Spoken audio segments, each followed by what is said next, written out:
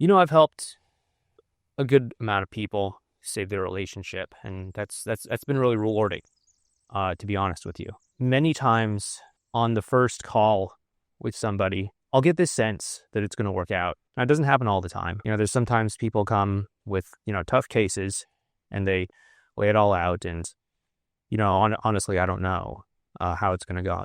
Honestly, you never really know how it's going to go. But, somebody might explain some really tough situation and you help them out. And, lo and behold, months or some period of time later, they'll come back and they'll tell you, hey, it worked out. We got back to you. That's great. But there's some people, you just know it's going to be okay. What I hear from these people that lets me know, okay, this is pretty much a sure thing here.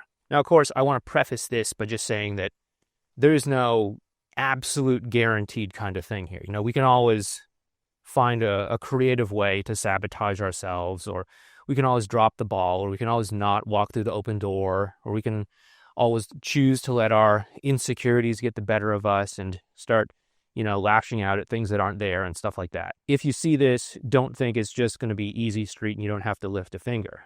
And likewise, if you don't see this, don't think that it means it's hopeless. Because ultimately, as I've said many times over the years, you are the biggest factor in determining whether or not you work things out. Because obviously you're the thing that you have control over, but also how you bring yourself to interacting with your partner is obviously going to have a very big effect on how the two of you relate and how they perceive you and whether or not they want to have you in their future. Whatever point in the process you are, if they're reaching out to you for no particular reason, just to ask you something, to see how you're doing, or even just in like an emotional outburst kind of way where they're just lashing out at you sometimes even for no particular reason about all the wrongs that you did in the past or something. And the reason that is a big sign, early sign that things are going to work out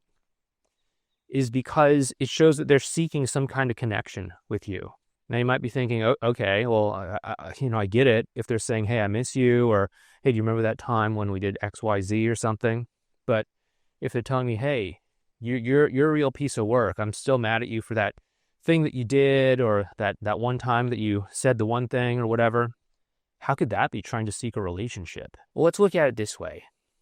Unless the two of you have some sort of practical reason to stay in each other's lives, like you have kids together or something. But if that's not the case, then after a breakup, the two of you could just not talk to each other. You could just not interact. You could just drift apart and never interact with one another again. If that's the case, but they're still choosing to engage with you, they're choosing to seek out some kind of relationship with you, even if it is an adversarial relationship, it means that they want to engage with you on some level. They feel the need to do that. And that shows that there's that part of them that's longing to fit into your life and to have you fit into their life in some way. And, it doesn't take that much work to shift from a confrontational kind of relationship into one that's more tranquil and harmonious and everything like that. You just have to know how to navigate it. Next up is if the two of you can have a good connection of some sort. And by good, I don't necessarily mean that you're laughing and happy and all that. What I mean is that you're able to get honest and vulnerable with one another. You're able to say, hey, I'm sorry things went this way, but I just didn't know what else to do. Sometimes I regret some of the things that I had done or said before. Or, looking back, I wish I'd told you how important that one thing was to me. Or, just something honest, something real, something that you can sink your teeth into. It shows that beyond just trying to relate to somebody, as in the first sign, they're having the capacity to be honest with you. And obviously that's an important thing in a relationship, for sure. But it shows that they're not trying to put on some kind of mask or put on some kind of performance around you. And, this is something that oftentimes we get in the way of ourselves. I work with clients on this because many times clients think that they need to put on some kind of performance around their ex. They need to make it seem like they're really cool. They're so easygoing and laid back, even though deep down they're walking on eggshells and just holding their breath, praying to not say something stupid. And don't get me wrong, I mean, nobody wants to go out of their way to look like a fool or something, but many times we get so caught up with these performative things, like, looking put together, looking cool, looking indifferent, looking like we're having the best time of our lives or something. And they can get caught up in all that sort of stuff too. And if we're interacting as two performers with one another, I mean, what's real? What's real? It's like going and watching a play or a movie or something, and you're seeing two actors playing different parts, Romeo and Juliet or something. Yeah, they might say and do all the right things for the play, but how is it they actually feel about one another when the play's over? They take off the costumes, take off the makeup. That's the problem with putting on a performance.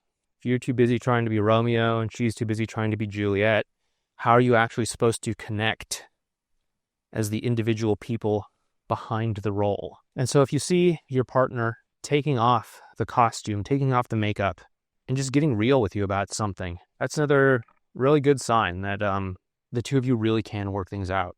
Next up is if they're willing to put in effort.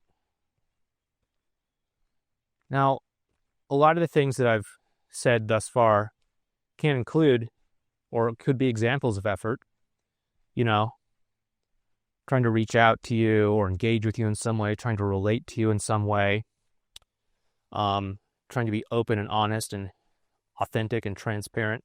Those can take effort, but that's not the extent of it. There's other ways that the people can try to put in effort as well too. They could try to be mindful of your feelings. They could, of course, make some sort of obvious external gesture, like getting you a gift or inviting you to do something. Those are obvious, clear ones. But if you look at their actions and it says, hey, this took effort on their part, this required them to dig down deep and think of me and consider me, it shows me that there's that part of them that's trying to do the right thing. Okay? Trying to be thoughtful, trying to be considerate. And if you got those, then it really shows me that they are willing to cooperate with you. Now, again, if you start to see these things, it doesn't mean it's a done deal. It doesn't mean you got it in the bag. And if you don't see these things, it doesn't mean it's impossible and you should just give up. But these are probably the earliest things that I see in maybe a first conversation I have with a client that lets me know that, okay, assuming this person themselves that I'm talking to, the client, is reasonably well-grounded, they're not a hothead, they can control their emotions and have some degree of awareness and intentionality about how they bring themselves to the moment, they can probably do this.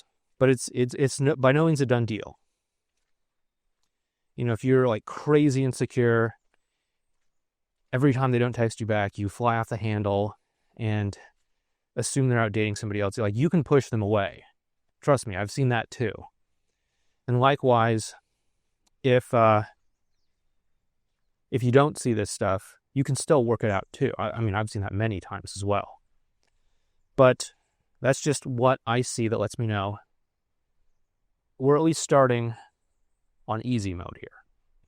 Now, if you want to know what to do, what the actual action plan and steps are, go ahead and check out this video here on how to get back together with your ex without using no contact. Anyway, thanks so much for watching this, and hope to see you next time.